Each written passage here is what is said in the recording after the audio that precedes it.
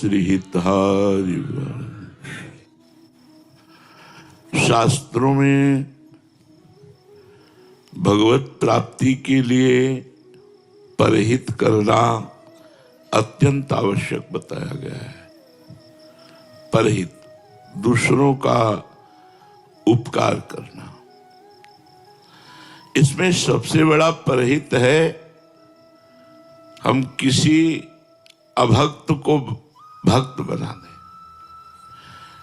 जो नाम जप नहीं करता, चाहे हमारा रिश्तेदार हो, चाहे मित्र हो या समाज का कोई व्यक्ति हो, यदि वो नाम जापक नहीं है, हमारी बात नहीं मानता है और दुष्ट स्वभाव से चलता है, फिर हमको उसका संग नहीं करना चाहिए। प्रणाम करके दूरी बना लेनी चाहिए, द्वेष भी नहीं करना चाहिए। जाके प्रिय न राम बैदेही, तजिए ताहि कोटि बैरीशम यद्यपि परम स्नेही।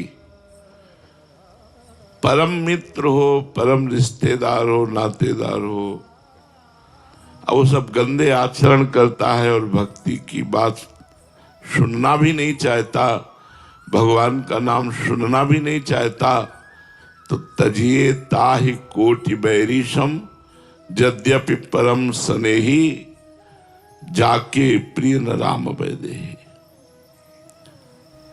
नाते नेह राम के मनियत सुहृद सुसेव्य जहां लो, अंजन कहाँ आंख जब फूटे, बहुत तक कहो कहा लो। वो स्वामी तुलसीदास जी कहते हैं, यदि हमने भगवत विहीन जीवन व्यतीत करने वालों का संग किया, तो जैसे आंख में अंजन लगाए आंख फूट जाए तो फायदा क्या हुआ, नुकसान ही तो हुआ। ऐसे ही भगवत विहीन लोगों का संग नुकसानप्रद है। हमें चाहिए जो हमारी बात माने, नाम जप करे, थोड़ा मानवता लावे। परहित की बात, परहित कई प्रकार का होता है, जैसे किसी बीमार को औषधि दे देना, भूखे को भोजन दे देना, सर्दी में वस्त्र दे देना, समस्या में पड़े हुए व्यक्ति की समस्या का निदान करना। पर ये सब साधारण परहित है। पूर्ण परहित है उसे भगवान में लगा देना, हाथ जोड़ करके, प्रार्थना करके, सत्संग सुनाकर, प्रलोभन देकर, जैसे माँ अपने बच्चे को प्रलोभन देकर, देखो हम तुमको नाश्ता में ये देंगी, आप 2 माला राधा राधा कीजिए। ऐसे किसी भी तरह से हम किसी को जो हमारी बात माने नाम में लगा दें, इससे बड़ा परहित नहीं होता और इससे बड़ा लाभ नहीं मिलता।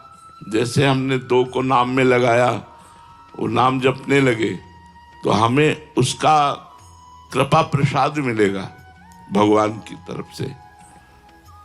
बीमा कंपनी में नहीं होता, बीमा के जितने करो उधर तुम्हें, तो यही समझो कि इधर जिधर जितने को तुमने भगवान नाम में लगाया, उधर से आपके ऊपर विशेष कृपा, विशेष करुणा। अब यह है कि नाम रूपी परहित करने के लिए थोड़ी हिम्मत होनी चाहिए। वो तुम्हें गाली भी दे सकता है, बहुत उद्दंड हो तो मार भी सकता है।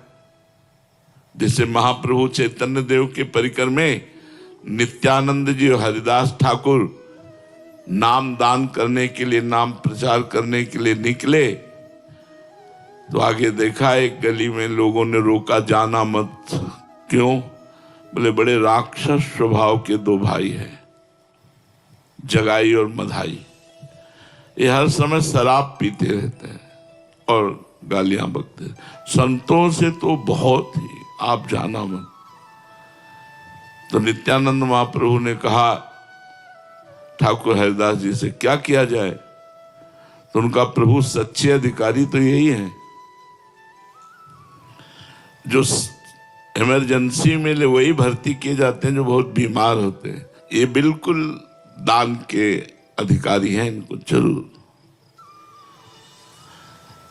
क्योंकि बहुत सीरियस है ये मरीज, बहुत सीरियस है, बड़े पापी है। नित्यानंद महाप्रभु ने कहा बेकार को उलझोगे, मानो बर्द के छत्ता में ईंट मारना है इनसे बात करना। बोले प्रभु चलते हैं। नित्यानंद महाप्रभु और ठाकुर हरिदास जी गए और भगवान नाम कीर्तन उच्चारण किया। जी ही भगवान नाम कीर्तन उच्चारण किया और राक्षस बुद्धि देखा वैष्णव, तो पानी का कलश रखा था वही उठाया मारा, तो नित्यानंद महाप्रभु के मस्तक पे लगा और रक्त भागे। हाथ पकड़ करके ठाकुर हरिदास जी नित्यानंद महाप्रभु का। अब ये घटना पूरे नवद्वीप में फैल गई। जगाई मधाई ने कहा सुबह होने दो इनको बांध करके, क्योंकि वो अधिकारी थे राजा की तरफ से, वो एक अधिकारी थे, सब वैभव और उनको शासन पक्ष भी मिला था। महाप्रभु चैतन्य देव जी ने जे ही सुना भागे, उन्हीं की तरफ भागे और बड़े आवेश में आकर ऐसे किया, सुदर्शन चक्र का आवाहन। नित्यानंद महाप्रभु ने चरण पकड़ लिया और कहा प्रभु ये मारने का अवतार आपका नहीं हुआ, तारने का अवतार हुआ है। सुदर्शन चक्र से मारकर जीव का कल्याण करना है तो श्री कृष्ण रूप में आप करते थे। आप महाप्रभु चैतन्य देव के रूप में उसकी दुष्टता को मार करके उसे साधुता प्रदान करें। नित्यानंद महाप्रभु ने कहा प्रभु आप कृपा कीजिए, तो बोले जब तुमने क्षमा कर दिया तो हम भी क्षमा करते हैं, बुलाओ दोनों भाइयों। जे महाप्रभु का भागवतिक तेज दोनों चरणों में गिर गए। अंततो गत्वा दोनों महाभागवत बन गए। आज भी मायापुरी नवद्वीप में उनके नाम के घाट बने हैं। जगाई मधाई जो है जगन्नाथ दास माधव दास नाम उनका रखा और महाप्रभु ने गंगा में खड़े होकर उनका पाप लिया। कहा संकल्प करो जीवन भर का पाप हम तुम्हें दान करते हैं।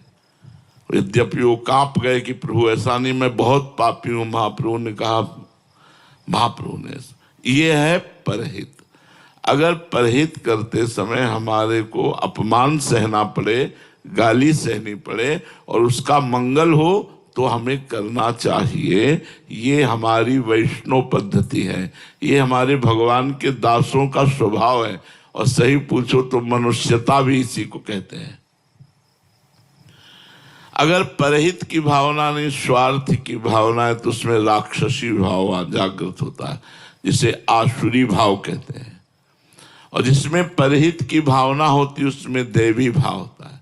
लेकिन परहित में एक चीज है, उसके बदले में कुछ चाह ना हो तो उसे परहित कहा जाएगा।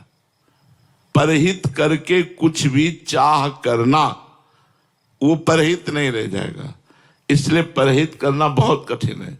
अगर परहित कर लिया तो परमार्थ बन जाएगा, आपका परमार्थ बन जाएगा। एक दिन 20-25 वर्ष की बात होगी, वृंदावन में केसी घाट में देखा तो एक आदमी दीवाल की तरफ कराह रहा था।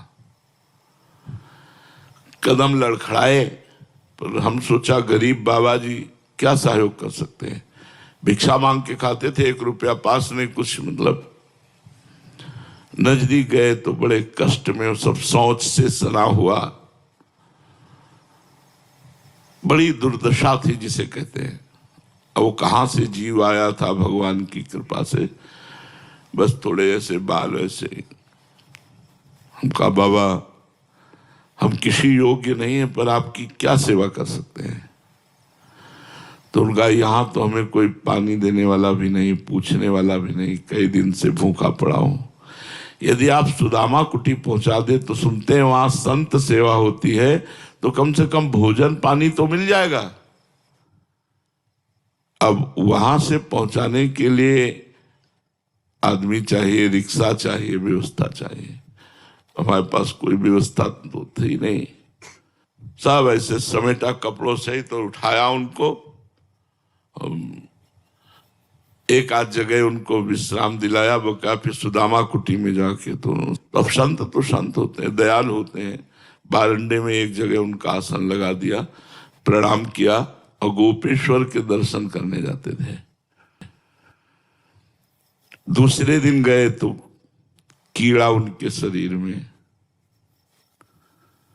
गोपेश्वर जी के दर्शन करने गए और मां हमका महाराज आज तक जो हम आपकी सेवा कर रहे हैं, जल चढ़ा रहे हैं, उसका फल प्राप्त हो, जीव शरीर से मुक्त हो, कीड़ा पड़ रहे थे, कोई पूछ नहीं।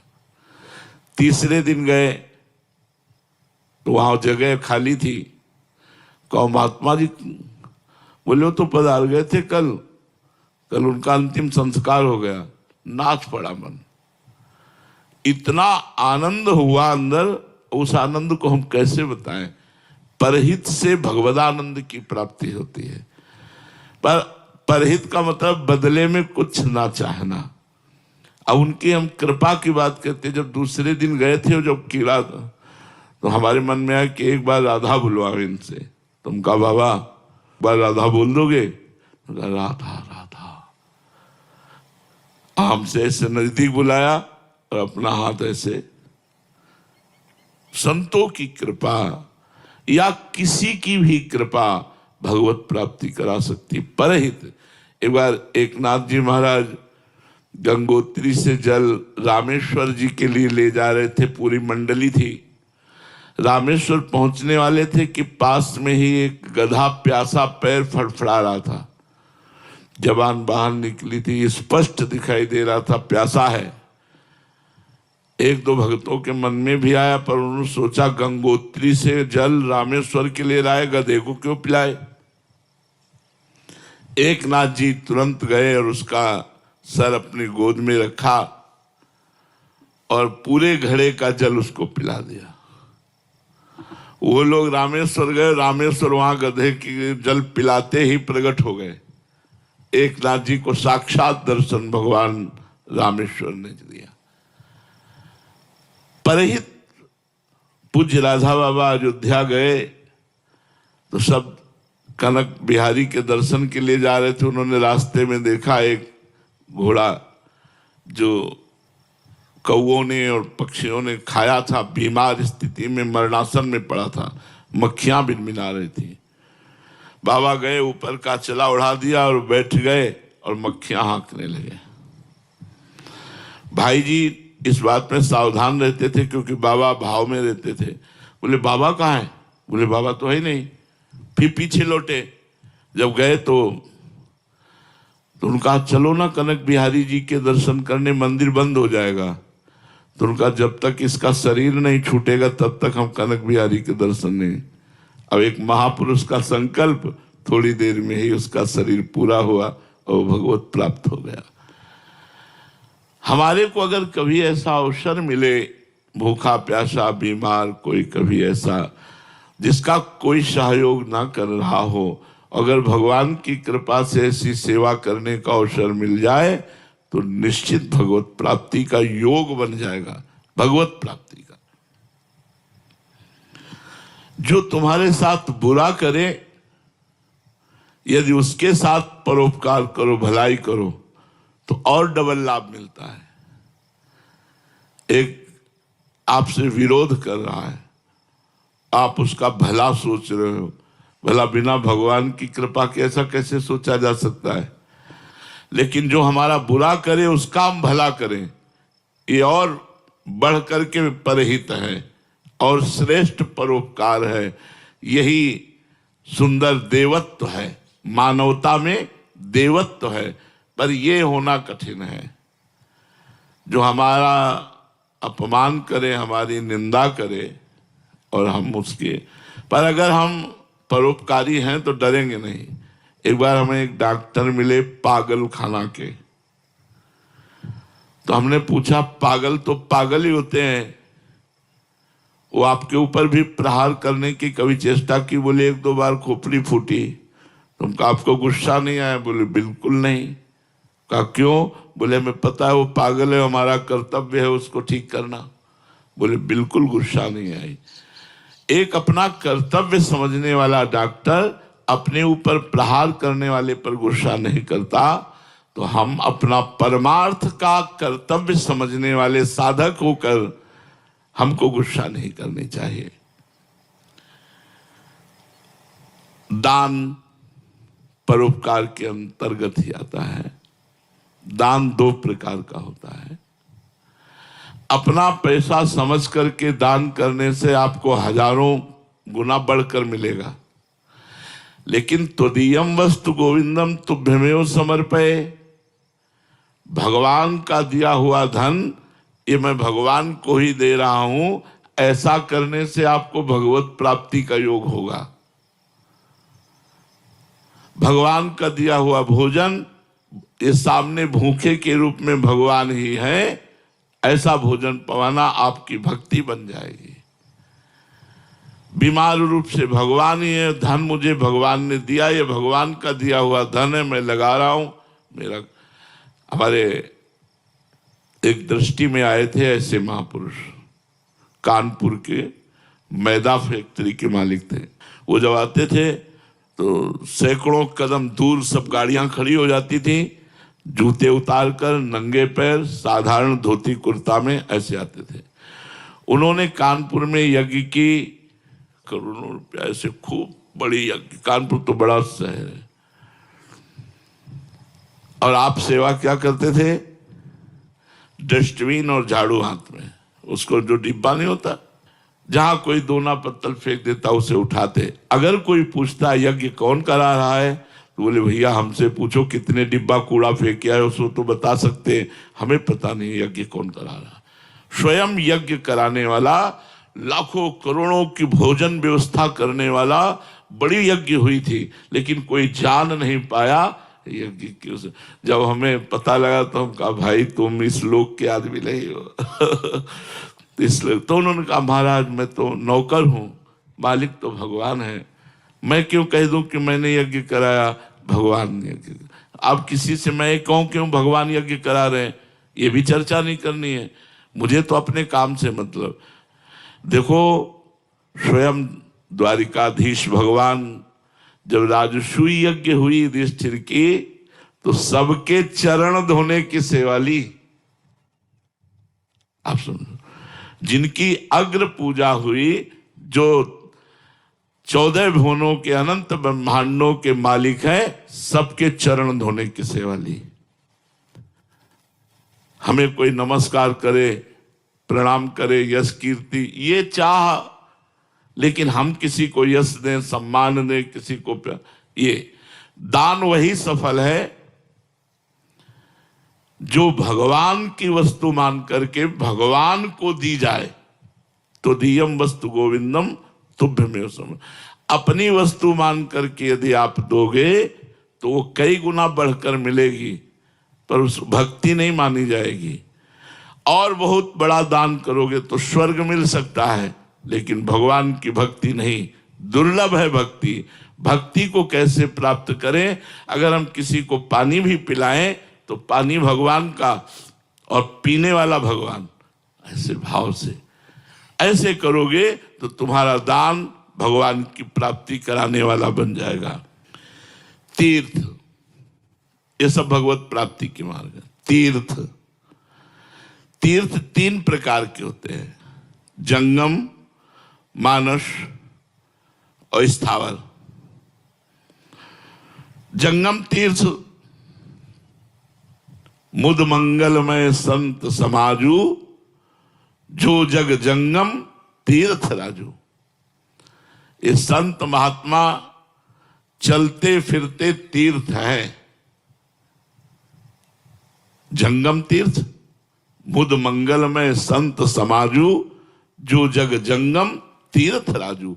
जैसे तीर्थराज प्रयाग में गोता लगाने पर पाप नाश होता है, ऐसे सत्संग में जाने पर, संत को भगवत स्वरूप मानने पर, संत के दर्शन करने पर, संत के संभाषण से आप वैसे ही पवित्र होंगे जैसे गंगा यमुना सरस्वती त्रिवेणी में स्नान करने से।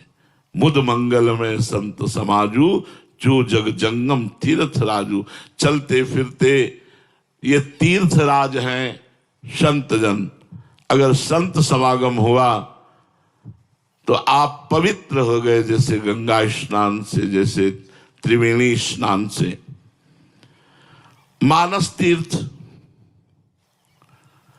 सत्य, जो अंदर चल रहा है वही बाहर बोले तो पवित्र हो जाओगे। अंदर चल रहा है कुछ, बाहर बोल रहे हो कुछ, उसे कपट कहते हैं, उसे झूठ मिथ्या कहते हैं, वो तुम्हें अपवित्र करेगा।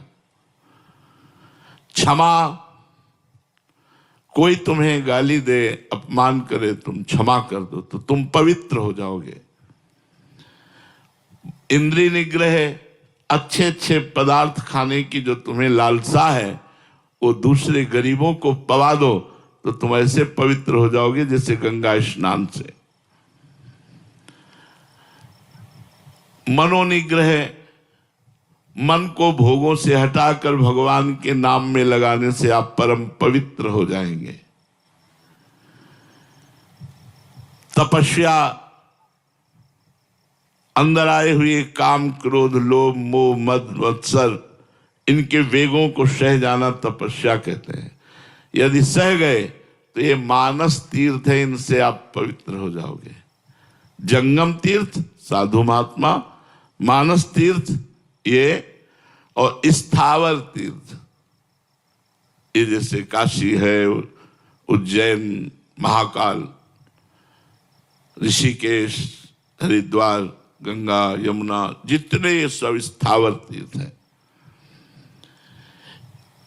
प्रयाग, पुष्कर, नैमिषारण्य, कुरुक्षेत्र, द्वारिका, उज्जैन, अयोध्या, मथुरा, हरिद्वार और द्वारिकापुरी, काशीपुरी, कांचीपुरी, बद्रिकाश्रम, श्रीशैल, सिंधु सागर, सेतुबंध, रामेश्वर, गंगा सागर, गंगा, यमुना, सरस्वती, गोदावरी, गोमती, नर्मदा, सरयू, कावेरी, मंदाकिनी, कृष्णा, ये सब स्थावर तीर्थ हैं।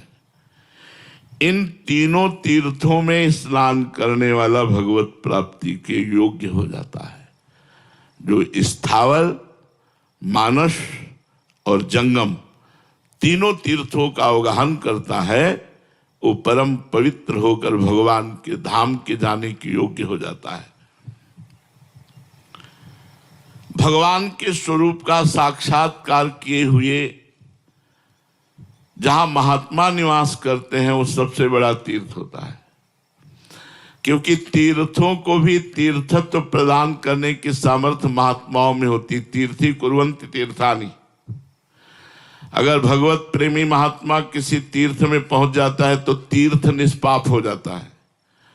तो जिस क्षेत्र में कहीं भगवत प्रेमी भजनानंदी महात्मा निवास करते हो वो सबसे बड़ा तीर्थ है, वहां जाना चाहिए, वहां की रज माथे पे लगानी चाहिए, दर्शन करना चाहिए। अगर कहीं उनके उपदेश सुनने को मिल जाए तो अपने जीवन में धारण करना चाहिए। तो तीन प्रकार के तीर्थों के अवगाहन से भगवत प्राप्ति निश्चित है। पर यदि इसे सकाम कर लिया जाए तो भगवत प्राप्ति नहीं होगी। सकामता, गंगा स्नान करके कोई कामना करना, तीर्थ स्नान करके कोई कामना करना, संत संग करके कोई कामना करना, ये कामना भगवत प्राप्ति में बाधक है। तीर्थ सेवन यदि आप विशेष करें और कामना न करें तो आप में एक शक्ति जागृत होगी जिसे अध्यात्म शक्ति कहते हैं, और वो आपसे डट के भजन कराएगी और भजन से भगवत प्रेम और भगवत प्राप्ति मोक्ष आदि हो जाएगी। जैसे तीर्थ पतित पावन है, उससे बढ़कर पतित पावन भगवान का नाम है। अगर कोई तीर्थ न कर पाओ, कोई दान न कर पाओ, कोई परोपकार न कर पाओ और राधा राधा जपो तो सब कुछ हो जाएगा। कृष्ण कृष्ण जपो सब कुछ हो जाएगा। तो जो तीर्थ कर पावे, परोपकार कर पावे, दान कर पावे, तपस्या कर पावे, अच्छी बात है। जिससे कुछ नहीं होता, बस नाम जप करो, नाम जप करने से सब कुछ हो जाएगा। सब तीर्थों का फल, सब शास्त्रों का स्वाध्याय का फल, यज्ञ का, तपस्या का, दान का, परोपकार का, सब फल नाम में समाया हुआ है। इसलिए निरंतर नाम जपने का अभ्यास करो।